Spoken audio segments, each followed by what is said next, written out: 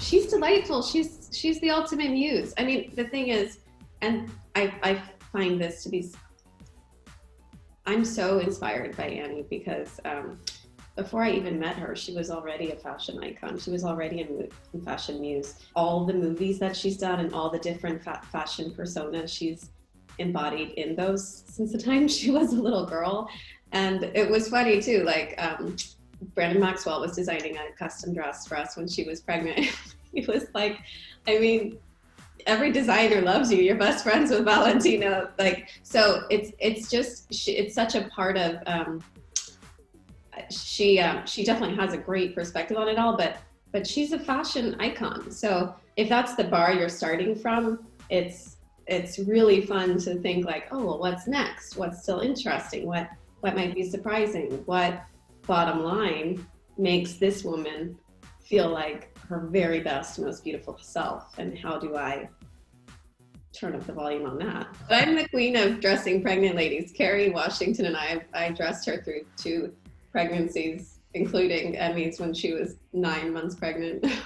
I think like it's interesting. The pregnancy thing is a good place to start, just because with anybody that I work with, you need, it's not about, and everybody works differently, but my way with clients is I'm like listening to them, because some people walk in, they know already everything that's going to work, and they have their in their mind, this are best, and it's more like a mannequin mentality. I never know until I meet someone and I look at them in the eyes, like, what's going to work, why, what's really going to make you shine. And especially with women whose bodies are changing when they're pregnant. I work with women of all shapes and sizes intentionally, because we're all different shapes and sizes. So you need to look at that canvas and suit that. And it's an interesting challenge in pregnancy because your body changes every single week. So what works one week might not work so well another week. So it's coming, and I think you also, it's that keep calm and carry on mentality. Like, you need to be able, if somebody doesn't like something, it's not about my ego or what I wanted or what I think would be cool, because at the end of the day, it's not about me. It's about them and making them feel effing great, making them feel great, and just beautiful and empowered. And because in a lot of these cases, they're there to promote a piece of work that they have loved and put their blood, sweat, and tears into. So what can I do to amplify that story? What can I do to help tell that story in a way that, you know, serves the work and serves their mission? It's fun to work with people who appreciate it, because like it should be fun. If you're going to be working with designers of this caliber and making custom pieces, it's just not quote unquote normal. So you have to appreciate the effort and the hours that go into making, especially for pregnant, like whether one is pregnant or not, any shape. The custom is a very, like, that's a gift. That's a very big deal. That's a privilege to wear something custom. It's actually just so much fun. I think, again, it's all about what we're craving. And it was Annie who had the idea to do a whole photo shoot, because I think we're all just so starved for glamour. So my husband, Christian, came over and we did it. We're like, let's get fabulous. We actually had even more looks planned, but then we were like, is that excessive?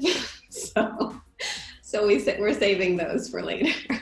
SJ is the kind of woman, again, when I met her, I was not starting with a blank canvas. This was a woman who was a fashion icon. So am I gonna walk in the room and be like, this is what you need in your life?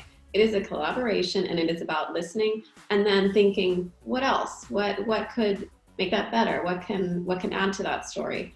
What would be surprising? And someone like SJ is so curious and always wanting to collaborate with new designers and find new ways, like the new take on things. So that's extremely exciting and just so much fun. With the Met Gala, she's always interested in telling the story, and like, she really always does her homework, and we do our homework together. And when I first started working with her, that was so inspiring, because I jumped into like the way that, you know, she had always so diligently been researching that, and I think that kind of attention to detail is what makes something really special.